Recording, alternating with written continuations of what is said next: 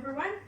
Our group is going to present you all on the topics of wireless charger for mobile phones. But first, let me introduce myself. My name is Shazleen, and there will be another two members, Ainina and Nabilah. Our presentations consist of 4 chapters: introduction presented by me, the methodology and conclusion presented by Ainina, and the research finding which then be further explained by Nabilah. Have you ever felt frustrated when you were about to charge your phone and you get it and it all gets tangled up? Well, this all can be solved by using wireless charger. However, the current wireless charger is a bit problematic at some certain areas.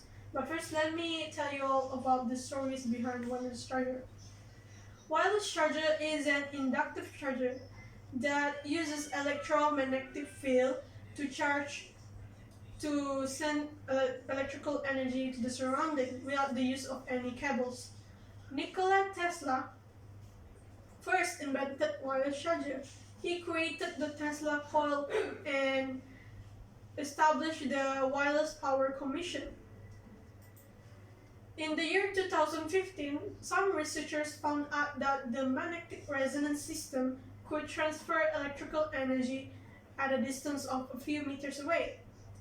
This then forms many organizations like the CHI Standard, the Wireless Power Alliance, and many more.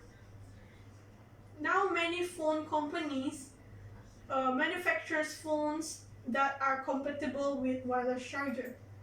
Okay, next slide we have the problem statement. First problem is that wireless charger, not like the name stated, is not entirely wireless. This is because the power source requires cable to connect to the wireless charger to recharge the wireless charger. Second problem is that wireless charger loses a lot of its electrical energy by using the induction method. And then the third problem is that details on resonance system is very limited because nowadays manufacturers are still making mobile wireless charger using the induction method. And then next we have the research objectives. In total we have the 3 objectives.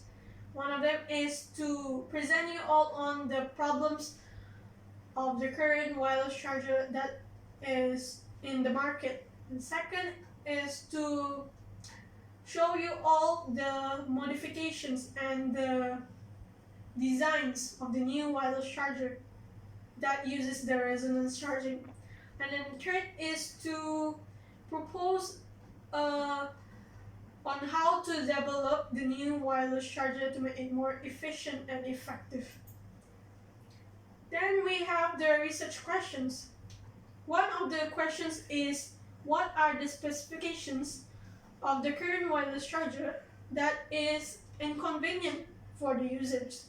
Second question is that, what are the specifications that can be installed in the new wireless charger that can solve the main problems of the current wireless charger?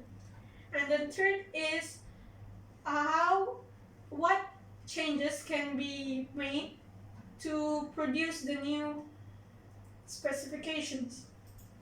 Our research is mainly focused on mobile phones, not strictly inclined in one brand, but we focus on both brands, iPhones and Androids.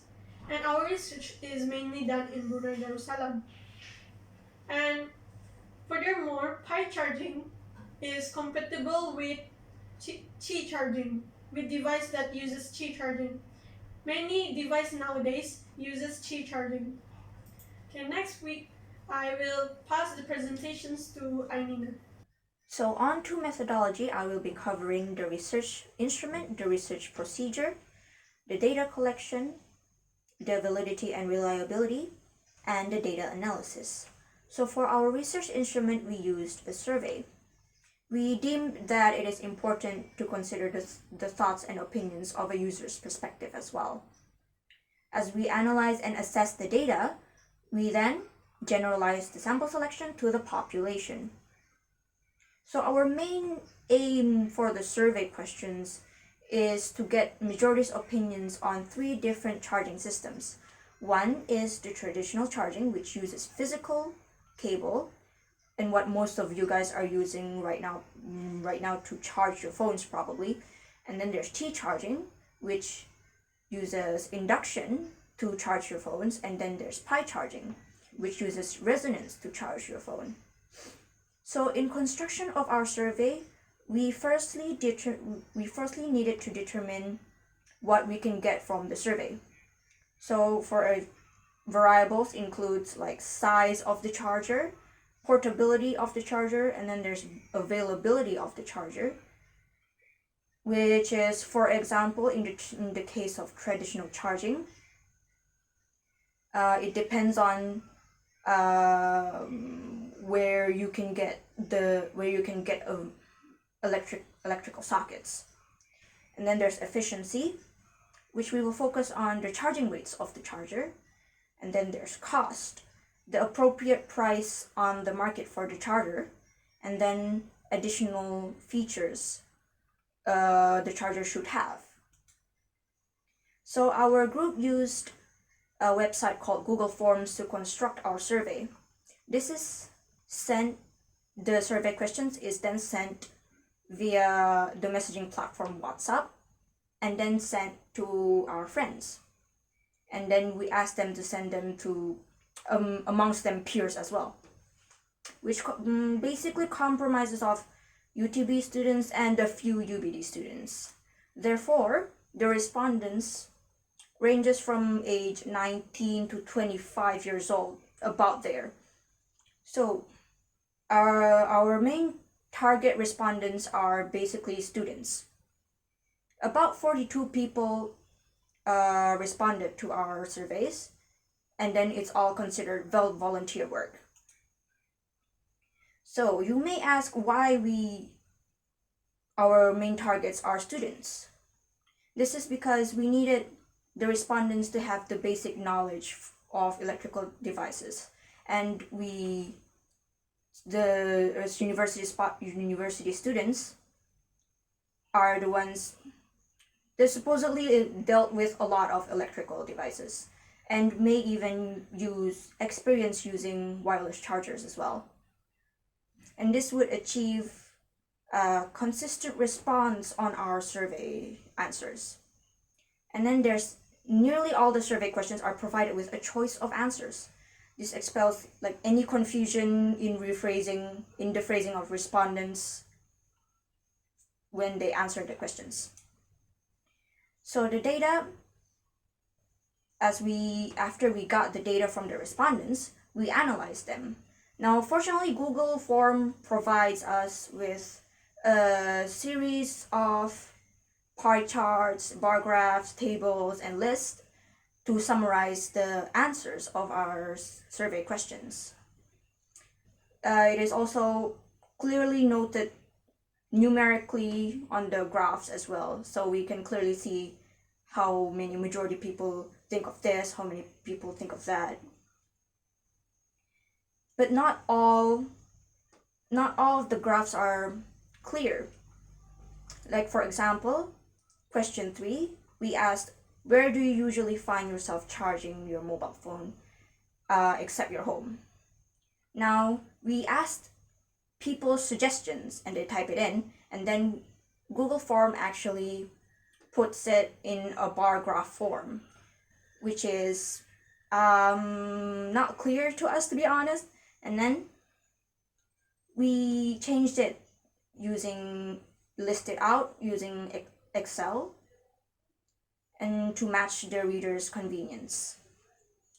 And now I will pass the presentation to Nabilah. Thank you, Nina. Okay, everyone. Today I would like to discuss the research finding, which include the result from the survey, answer to objective 1, objective 2, and objective 3. Before that, I would like to ask you guys, have you ever thought on the wireless charger? I'm sure you did every time there is no electric socket to plug in your charger. Before that, in our survey, there is 3 parts, which is first the charger with cables, second is current wireless charger, and third is linear wireless charger. So in my presentation, I only discuss one of the results from each part of the survey. So, first I would like to discuss one of the results under the charger with cable. As you can see here, from the bar chart, it shows that about 40.5% of the respondents thinks that the cable is a nuisance. This could be a good opportunity to introduce a new wireless charger to the people. Moving on to the current wireless charger, the result in the slide shows that about half of the respondents takes 2 to 3 hours for the phone to fully charge, which this charging rate is much higher compared to the traditional charger, and this could be one of the improvement need to make the new wireless charger, to produce the new wireless charger. So for the next, which is the result under new wireless charger, as you can see in the pie chart here, about 82.9% of the respondents prefer to use the phone while charging, as especially every time when they have an urgent matter. So next is the answer to objective 1, which is the problems of current wireless charger. So the current wireless charger has a battery capacity of 10,000 milliamp, which is same as the power bank. Second, it is QI standard systems, which is still not efficient enough as the resonant charging systems. Third, to make the user need to charge the phone, it makes the user need to wait for an hour if they want to charge the next one, as it only applicable for one device and it cannot be used for other device. Next, it requires the user to place the phone near to the charger. Other than that, it still requires cables to charge, which is still not portable enough. Lastly, from the problems of current wireless charger, it shows that it doesn't make any improvement in terms of the features such as the size and the weight, as it is still the same as the power bank. So moving on to the objective 2, which is the modifications of Prolink into Prolink version 2. The improvement have been made in terms of the battery capacity, which is it has been increased to 15,000. This been increased by 15,000 milliamp from the Prolink, and the Prolink version 2. For the Prolink version 2, the input power and the both input and output power has been modified to make sure that the Prolink version 2 is more effective compared to the power of Prolink. In terms of the charging systems, it uses PI standard systems compared to the QI standard systems. The features of current wireless charger is also has been modified in terms of the shape, the size, the color, and the weight. The Prolink version 2 has a disc-like shape, whereas it has smaller size compared to the size of the Prolink. Besides, it has additional color, gray color, for the Prolink version 2, and the weight is much lighter compared to the weight of Prolink. Next, the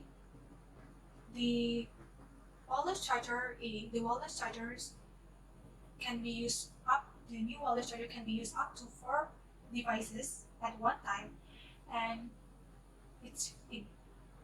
the phone can be charged 3 meters away from the charger. Lastly, the Bluetooth Low Energy has been set up in the Prolink version 2 so that all types of phone can use the charger. So for the answer to objective 3, to develop the current wireless chargers into an effective wireless chargers, the resonant charging system has been used, where it does not require for the user to place the phone on the top of the charger. Moreover, the new wireless charger also use natural resources such as solar power instead of the cables. Okay, as you can see in the slide here, it is the summary of the specifications of current wireless charger, which I already discussed some of it under the answer to objective 1. And the next slide is the summary of specifications on the new wireless charger, which I also already discussed it on the answer to objective 2. So next, I will pass my presentation back to Nina. So to summarize, various changes has been made to the current wireless charger to be more effective and efficient. So to overcome the problem of the wireless charger not being entirely wireless, we would manufacture a new wireless charger powered through solar energy. And to reduce the power loss from Qi charging, we would use resonance charging instead. And for convenience sake, the size and weight of the charger is also modified. Now we use resonance for the energy transfer, but there could have been other types of energy transfer that may have not been invented yet. Our group looks forward to the evolution of wireless chargers in the future. Thank you for your attention and stay safe.